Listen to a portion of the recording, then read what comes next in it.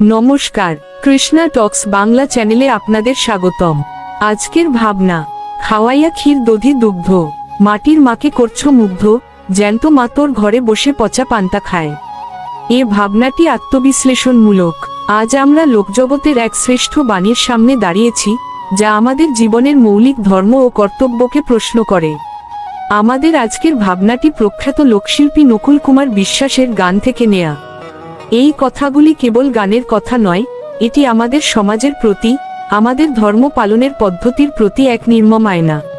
আমরা বছরের পর বছর ধরে ঈশ্বরের উপাসনা করছি, কিন্তু সেই উপাসনার মূল ভিত্তি, জীবন্ত জননী, তার প্রতি আমাদের কর্তব্য কি পালন হচ্ছে?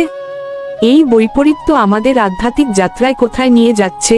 আজকের আলোচনায় আমরা সেই বিশ্লেষণ করব। পূজার প্রধান আয়োজক, যিনি বিপুল অর্থ ব্যয় করে মাটির দেবীকে সাজাচ্ছেন, তার প্রতিমা সজ্জায় ছিল সবচেয়ে দামি উপকরণ। তিনি গর্ব করে দেখাচ্ছিলেন যে দুর্গা মায়ের পরনে ছিল খুব দামি শাড়ি, যা তিনি নিজেই কিনে দিয়েছেন। অন্যদিকে নিজের বাড়ির ভেতরের দৃশ্য ছিল সম্পূর্ণ ভিন্ন। তার জন্মদাত্রী মাতা, যিনি সেই গৃহের প্রকৃত দেবী, তার পরনে ছিল সাদামাটা শাড়ি। সেই জননী, যিনি আমাদের সকলের প্রথম আশ্রয়, তিনি সকালে নির্দ্বিধায় কেবল পান্তা ভাত আর কাঁচা লঙ্কা দিয়ে জলখাবার সারছেন। এক পাশে মাটির দেবীকে ক্ষীর দধি দিয়ে ভোগ নিবেদন হচ্ছে, আর অন্যদিকে সেই মানুষটি মূর্তির পায়ে যত ফুল পুষ্পাঞ্জলি দিলেন, তার শতভাগের এক ভাগ শ্রদ্ধা ও যত্নও নিজের মায়ের পায়ে দেননি।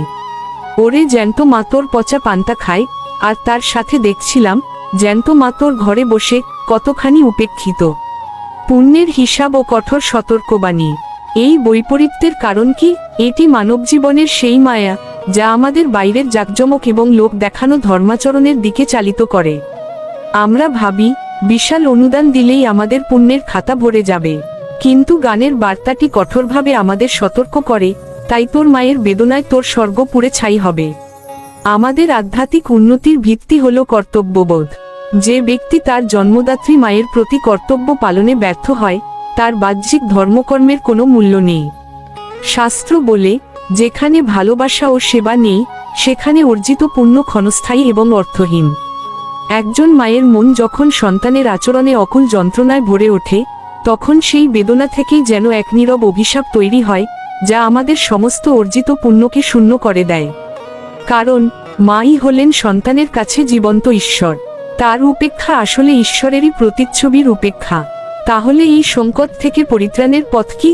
এর উত্তর লুকিয়ে আছে শ্রীমদ্ভগবদ্গীতার কর্মযোগে। শ্রীকৃষ্ণ অর্জুনকে বারবার বলেছেন, কর্ম কর, কিন্তু ফলের আশা না করে।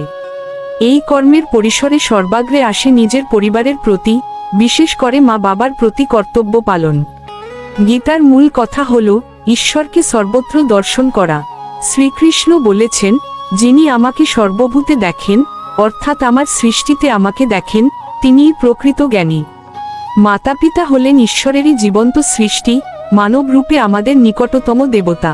তাদের প্রতি প্রেম, সেবা ও দায়িত্ব পালনই হল সর্বোচ্চ এবং সবচেয়ে ফলদায়ক কর্মযোগ।